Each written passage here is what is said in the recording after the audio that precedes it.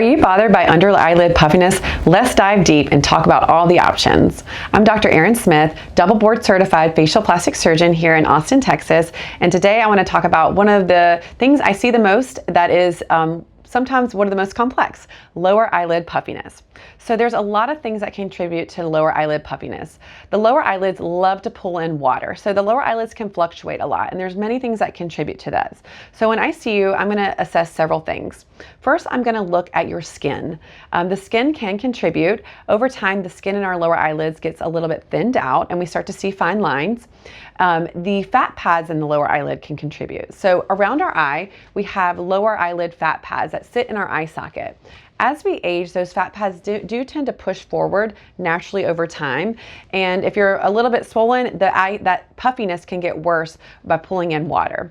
The other thing that happens is naturally in our cheek, we tend to lose volume.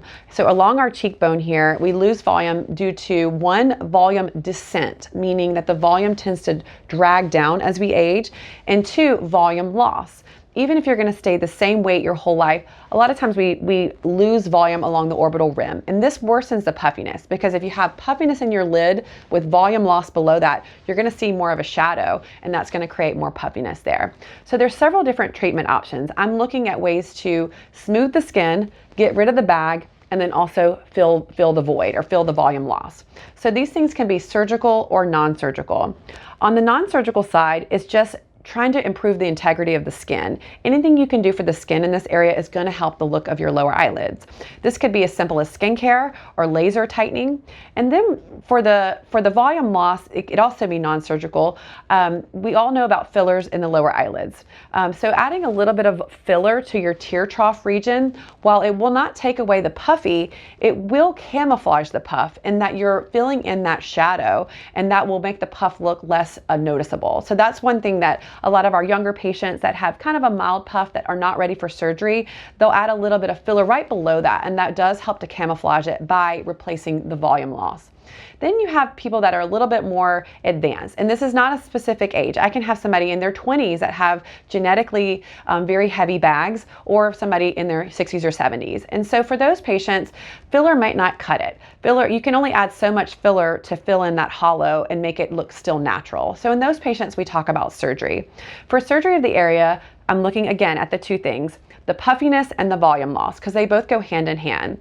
For the volume loss, again, we have fillers, but on the surgical side, we can do a fat transfer. A fat transfer is where I take volume from one part of the body. For me, I like the abdomen or the thighs, and I use that to transfer back into that hollow to replace the lost volume. The fat is interestingly placed the exact same way as filler with a cannula, so there's no cuts for that. But if the puff is severe, then we need to address the puff in addition to the volume loss, and that would be typically with a lower blepharoplasty.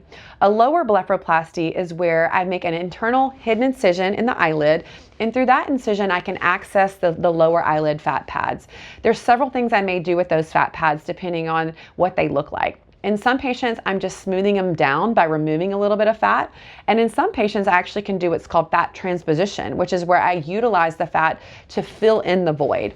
So everyone's a little bit different depending on their anatomy. So when you come in, first I'm going to assess all those areas, the puff, the skin, the hollow. Then I'm going to determine how advanced it is to determine, are you a surgical candidate, or do we need to go more for the non-surgical route for now?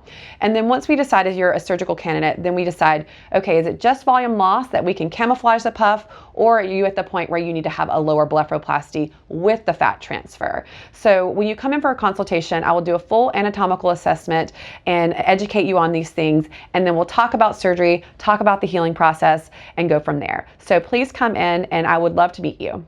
So if lower eyelid puffiness is bothering you, please call our office to schedule a consultation with me, and we can go from there.